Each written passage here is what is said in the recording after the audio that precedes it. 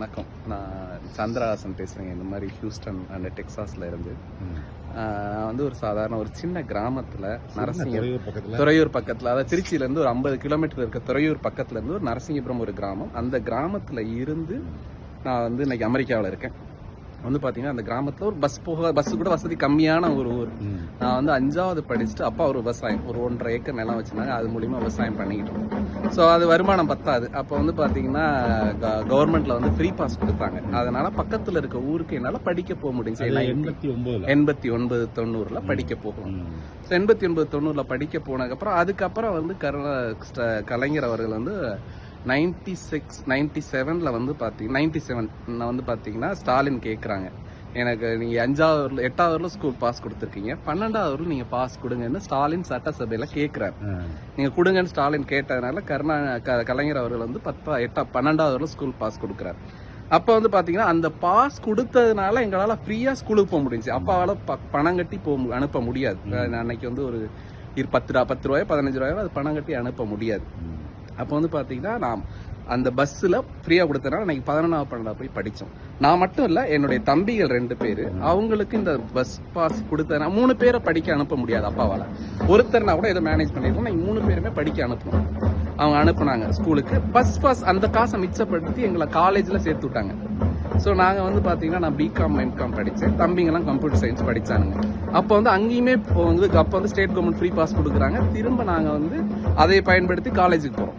காலேஜுக்கு போனதுக்கப்புறம் படிச்சுட்டு நான் படிக்கும்போது பிகாம் படிக்கும்போது அப்போ கலைஞர் அவர் வந்து 2001 இருக்கார். அப்போ வந்து ஒரு எல்காட்டில் ஒரு ப்ரோக்ராம் போட்டாங்க. கம்ப்யூட்டருக்கு 1 இயர் ப்ரோக்ராம். அந்த 1 இயர் ப்ரோக்ராம் எஸ்எஸ்ஐயோட 2000 நான் இப்போ 25 வருஷத்துக்கு முன்னாடி வந்து கம்ப்யூட்டரில் ஒரு ப்ரோக்ராம் போடுறாங்க.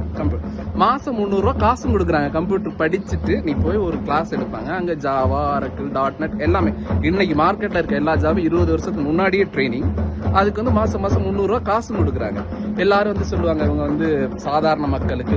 அப்படி கிடையாது. நானுமே அதாவது கேஸ்ட்னு சொல்றாங்க, அது கிடையாது. நாம வந்து பாத்தீங்கன்னா ஹையர் கேஸ்ட். அப்படி இருந்தாலும் இங்க வந்து கேஸ்ட்ங்கிற அவர் என்ன கருணாநிதி வந்து நீ உயர்ந்த ஜாதிக்காரன் மட்டும் பஸ் கீழ் அப்படி கிடையாது, எல்லாருக்கும் கொடுத்தாங்க. அதுல பயன்பெற்ற நான் காலேஜ் படிச்சுட்டு அப்புறம் நான் ஒரு சின்ன கம்பெனியில் வேலை பார்த்து இன்னைக்கு கிட்டத்தட்ட நான் அமெரிக்காவில் வந்து கிட்டத்தட்ட ஒரு 10 வருஷம் ஆச்சு. இந்த 10 வருஷத்தில் வந்து பார்த்தீங்கன்னா இன்னைக்கு நான் நிறைய பிஸ்னஸ் பண்ணேன். நான் வந்து பார்த்தீங்கன்னா இங்கே ரியல் எஸ்டேட் பண்ணுறேன், பெரிய பெரிய பில்டிங் வாங்கியிருக்கேன். ஸோ அது மாதிரி மார்கேஜ் லோன் பிஸ்னஸ் பண்ணிக்கிட்டு இருக்கேன். என்கிட்ட வந்து பார்த்தீங்கன்னா ஒரு 10 பேர் கன்சல்டன்ட் கம்பெனி வச்சிருக்கேன், சாஃப்ட்வேர் கம்பெனி வச்சிருக்கேன். அதில் 10 பேர் வேலை பார்க்குறாங்க. ஸோ இன்னைக்கு வந்து நான் வந்து கிட்டத்தட்ட I'm doing a very big business in US. அதே மாதிரி என்னுடைய தம்பிகள் 2 பேருமே இன்னைக்கு வந்து அவனுங்க லண்டன்ல இருக்கானுங்க. அவனை 2 பேருமே லண்டன்ல they are doing a business, they are having a family. And எல்லாமே திமுக ஆட்சியினுடைய பலன். என் பேர் சந்திரஹாசன். என்னுடைய பேர் சந்திரஹாசன். இது வந்து பாத்தீங்கன்னா அவங்களுடைய பலன். இது நான் மட்டும் கிடையாது.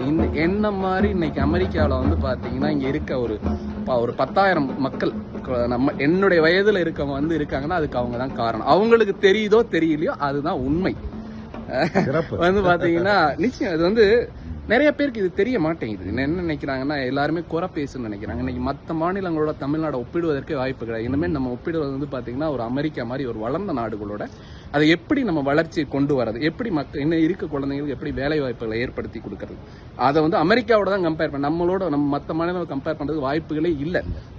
இப்போ வெளி மாநிலங்கள் வந்து பார்த்தீங்கன்னா அதர் தென் ஆந்திரா, மற்ற மாநிலம் இருந்து வர்றவங்க எல்லாருமே உயர்ந்த ஜாதி, பெரிய வசதி உள்ளவங்க மட்டும்தான் அமெரிக்காவுக்கு படிக்க வரதோ வேலைக்கு வரதோ வராங்க. மற்றவங்க யாருமே வர்றது கிடையாது. பட் நம்ம ஊரில் மட்டும்தான் சாதாரண ஒரு கிராமத்தில் இருந்தவங்க என்ன மாதிரி இருக்கவங்க மேலே வர முடியுது. ஸோ அதுக்கு வந்து நிச்சயம் திராவிட கட்சிகளும் அதனுடைய ஆட்சிகளும் மிகப்பெரிய பங்காற்றி இருக்காங்க.